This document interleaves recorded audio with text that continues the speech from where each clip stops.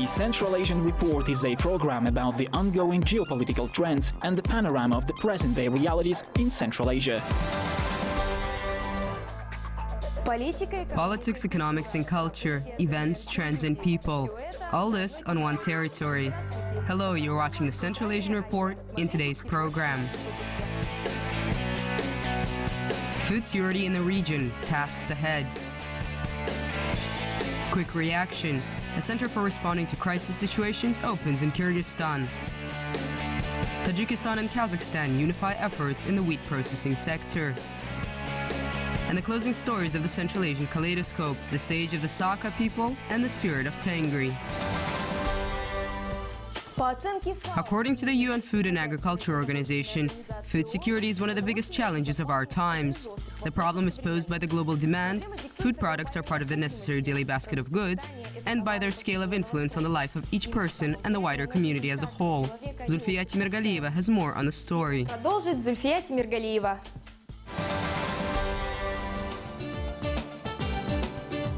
As it was noted at the Food and Agriculture Organization, 72 developing countries out of the 192 have already achieved the first millennium goal of eradicating hunger. Kazakhstan is one of these countries.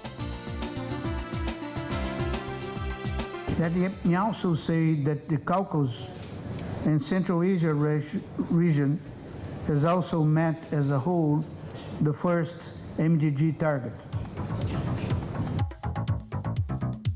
There is enough food in the world to feed everyone. Nevertheless, around 805 million people of the underdeveloped countries suffered from chronic malnutrition.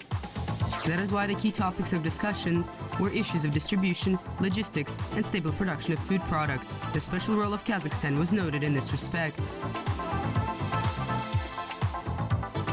In order to regulate prices on grains and other food products, a regional food fund will be established in Kazakhstan within the framework of the Organization of Islamic Cooperation.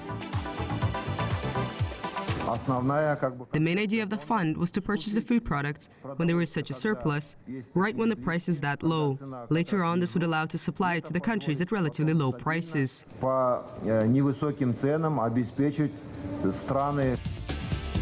Kazakhstan is an acknowledged regional leader in Central Asia, not only in terms of food products, but also in the implementation of modern technologies in agriculture.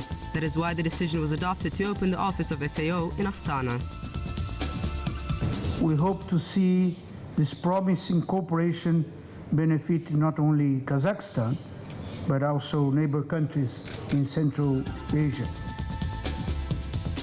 Thus, owing to mutual cooperation of the countries of Central Asia and international food organizations, a system of stable food supply will be established in the region, and this will help to resolve not only the problem of food shortages, but also regulation of prices on food products. Ideal synergy was established at one of the enterprises of Tajikistan. With the aid of Italian technologies, Kazakhstan's grain is being processed into Tajik products with high value added. Our correspondent visited Dushanbe to find out more about the prospects of this enterprise.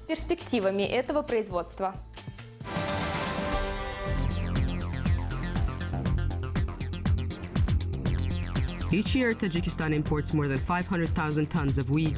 90% of this volume is imported from Kazakhstan. Hard wheat is mostly used in the production of flour and bread products.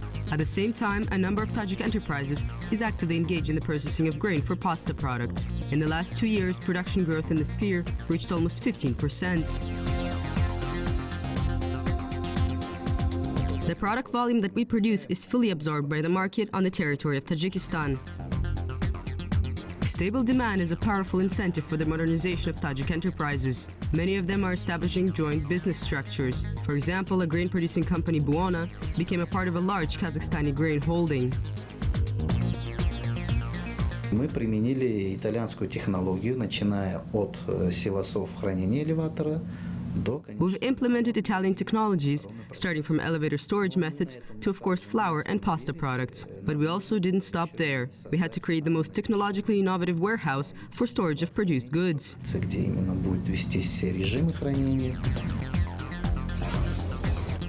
Thanks to solid investment support, Buona became the first Tajik enterprise to launch differentiated flour production. Today, it produces 10 types of flour-based products and around 40 varieties of pasta, occupying a third of the domestic market.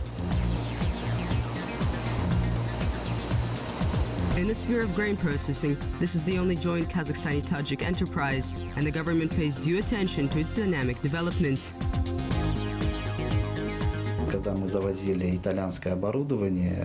When we were bringing in Italian equipment, we asked the government to consider the possibility of importing it under subsidized tariffs, and the government approved this because the equipment is very high-tech, automated, and currently the most modern in Tajikistan.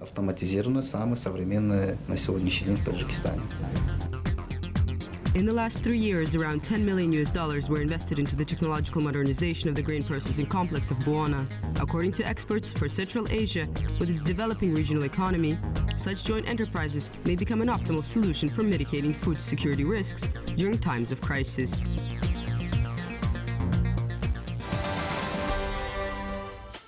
When the forces of nature take over, at times this requires powerful technological equipment and a strong team of rescuers. In Kyrgyzstan, another innovative element was added to this combo, a modern center for crisis response.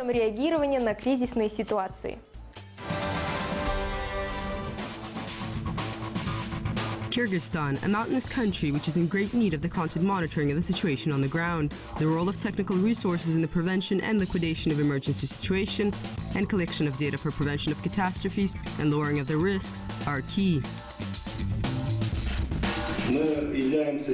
We are witnesses to the occurrence of big natural and other anthropogenic cataclysms. Annually, up to 300 emergency situations occur in the country that are caused by natural cataclysms. The damages from earthquakes, landslides, mud flows, and flood tides on average reach $35 million. However, there is no value that can be put on the lives lost.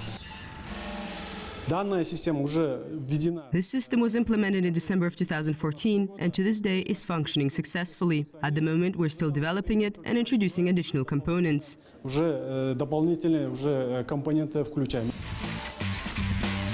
All the data is collected in a specialized information and analytical database. In the case of occurrence of an emergency situation, an emergency procedure and informing the population commences.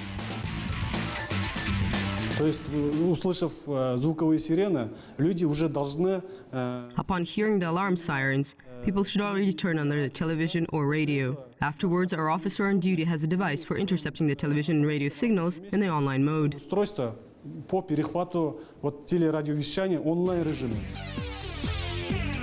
A network of installed sensors and video cameras allows to monitor the situation across the entire country. The most modern computer programs allow to simulate situations in the online mode, for example in the region of snowslides. Specialists at the Center for Management of Crises have already developed a number of programs that are being used. Now, at this Crisis Response Center, it will be possible to predict threats and inform the rescuing teams which are constantly on duty in the danger-prone sections of the highway. This work format was established due to the specificities of the road system in a mountainous area. Мы создали лавинный кадастр именно по всему протяженностью именно автодороги Bishkek-Osh.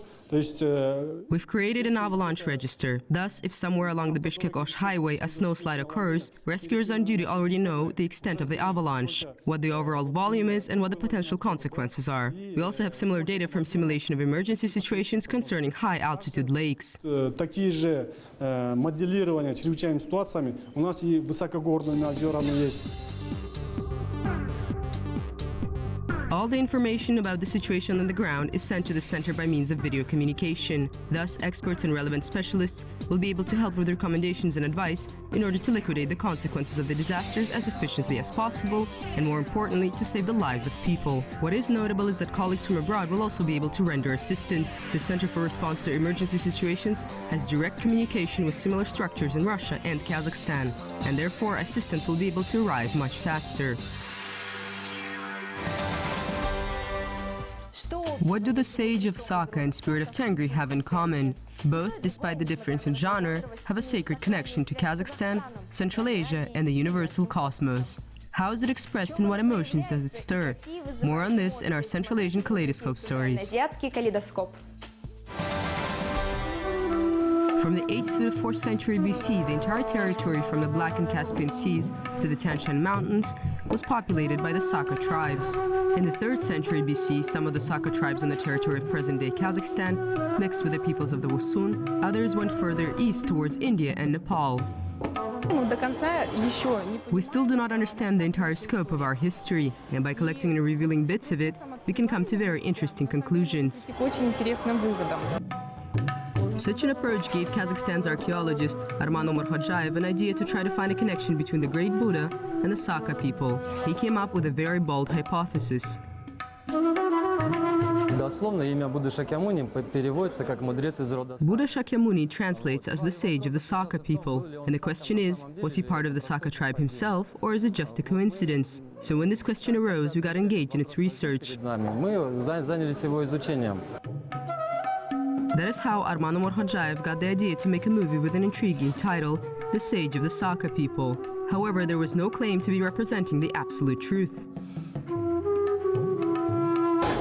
This is not an attempt to appeal to popular sentiments to attract attention. This is something that I do not particularly like in history, because I think that we have enough proven facts, real events, and names that are already something to be proud of. The creators of the film, first and foremost, started with the search for evidence that Scythian and Saka tribes reached the territory of Nepal, the home of Buddha, who was named Siddhartha Gautama. At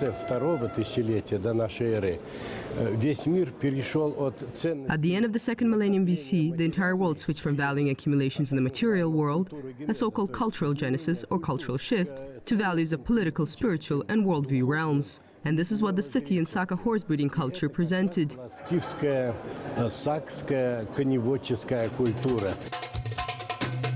The authors discovered the influence of this culture during their film expedition to Nepal, in the architecture of ancient structures, in some national ornaments, and in the details of women's jewelry. They also found people claiming to have genetic ties to Buddha Shakyamuni. Researchers took a sample of their DNA in order to compare it with the DNA of the present-day descendants of the Saka tribe, who currently reside on the territory of Kazakhstan. 2 tests revealed DNA markers, which indicated the presence of the genes of the people of the steppes, the Karakalpaks, Mongols, as well as the Naimans, one of the Kazakh clans. Of course, these results are not conclusive scientific proof that the founder of one of the world's biggest religions is of Saka background. But this film and its idea give those of us living today, often in a somewhat insulated environment, a fresh perspective on our history and roots. Different peoples and states are much closer to each other than we think.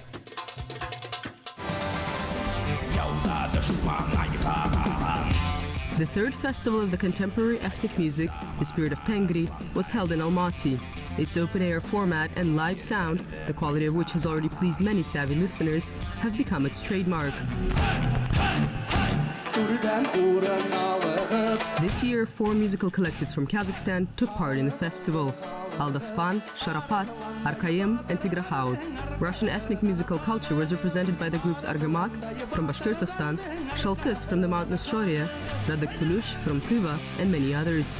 Among other groups, there were representatives from Georgia, Turkey, Estonia, Kyrgyzstan, and the indigenous peoples of Latin America. We're very happy that this festival is being held for the 3rd time. We think it's not just important, it is necessary to organize such festivals because it is a great experience for the musicians. The Spirit of Tengri Festival allows people to discover unique national instruments of various peoples of the world, from the drums of the Kwacha people to the Kazakh electric jatigan. By the way, the name of the festival itself evoked various associations among musicians. And I also think that it's, if we go mystical, then it's like the energy between the people on stage and the people who are looking, and it's like synergy. The performance of the throat-singing master from Tuva, Radik Tulush, was closer to traditional music, as well as the performances of Ballet Bayrashев and a group from Buryatia, Namgar. In Kazakhstan, we have a very rich musical culture. That is why it is very important to preserve it and develop our musical tradition and show business. Almost all the participants of the Spirit of Tengri Festival noted the commonality of the musical roots of ethno-folk. This commonality, according to the musicians, is exactly what ethno-world the Spirit of Tengri represents, bringing the past to life and giving hope for a bright future. You were watching the Central Asian Report. Until next time on Kazakh TV.